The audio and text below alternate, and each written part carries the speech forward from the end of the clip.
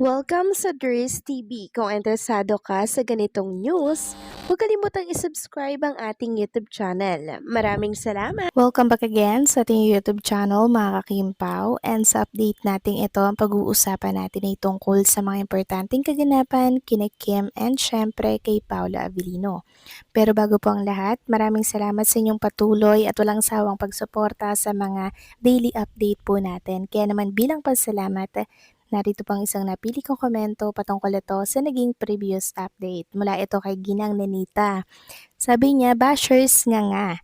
Yan ang resulta sa mga taong nasiraan nyo palagi. Masaya World Tour Part 2 ng Kim Pao. Tinataas sila ng may kapal, they are successful partner and jowa. Sabi ng bashers, after World Tour, wala ng Kim Pao dahil scripted lang. Ano ngayon? Nga, sira pa more at blessings sa Kim Pao. More, Kim Pao is real. Maraming salamat sa inyong komento, Ginang Nenita. Yes, tama po kayo dyan. Wala tayong time sa mga bashers dahil ang daming magagandang nangyayari ngayon sa buhay po ni Kim and ni Paolo. Tingnan nyo na lamang po mga kakimpaw. Kakatapos lang ng world tour nila ha. 4 na show. Pero eto at talaga namang pinagpaplanuhan na po ng management nila yung magiging next world tour nila mga kakimpaw. So nakakatuwa. Kasi dadalhin pala sa mas marami pong bansa itong Kim Pao World Tour ni Kim and Paolo. So kung 4 lang na lugar yun, mas marami pa daw po ang idadagdag. Kasi nakita daw ng management talaga yung success, yung dami po ng tao, yung init ng pagsuporta kay Kim and kay Paolo Avellino na ay pwede pala ito nating dalhin sa iba't ibang panig ng mundo. Pwede nating damihan yung bansa. Kasi nga naman, kumikita ang management mga kakimpaw. And doon pa lang, paldong-paldo po talaga ang producer ng naturang mga show.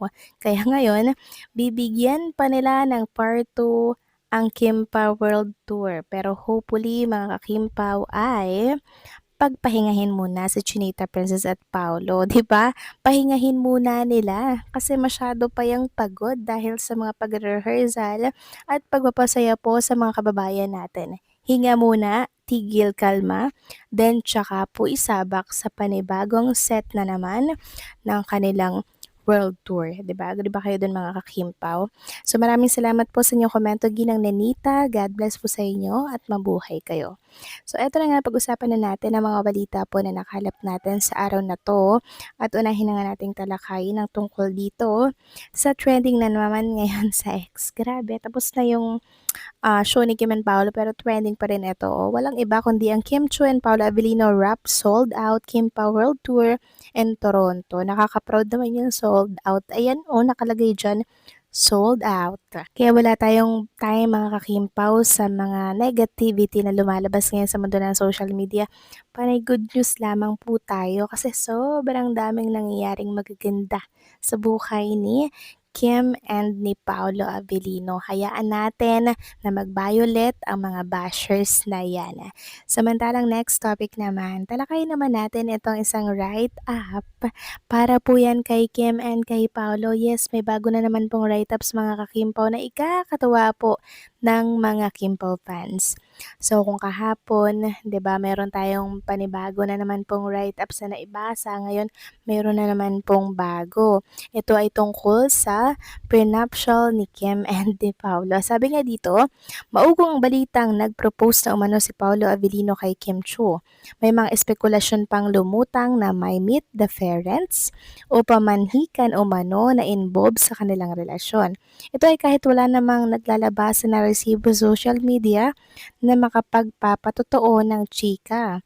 Ang siste, kanya-kanyang kuda ng mga katkatera at sausawera sa social media. Katunayan, may mga nanguurod sa tambalang Kimpaw na dapat daw ay magkaroon sila ng prenuptial agreement. May mga nagmamaldita kasing nagsasabing ito ay para proteksyonan. Si Kim Chu ay grabe naman yung proteksyonan ha. Para namang sinabi nila na minamaliit nila si Paolo Avellino, 'di ba? Si Paolo Avellino po mga kakimpaw, tahimik lang 'yan, hindi po 'yan nagpapakita ng yaman sa social media pero may mga business at meron po yung mga naipundar. Grabe naman sa agreement ng kasalan po nila. Hindi po ganyan si Paula Avellino mga kakimpaw. Grabe yung mga nagsasabi niyan. Masakit yun kay Paula Avellino mga kakimpaw. Sabi pa dito, nila, mas mayaman at mas maraming naipundar na negosyo raw si Kim kumpara kay Paulo. Natalakay rin ito ni Christopher Min sa kanyang on-time show.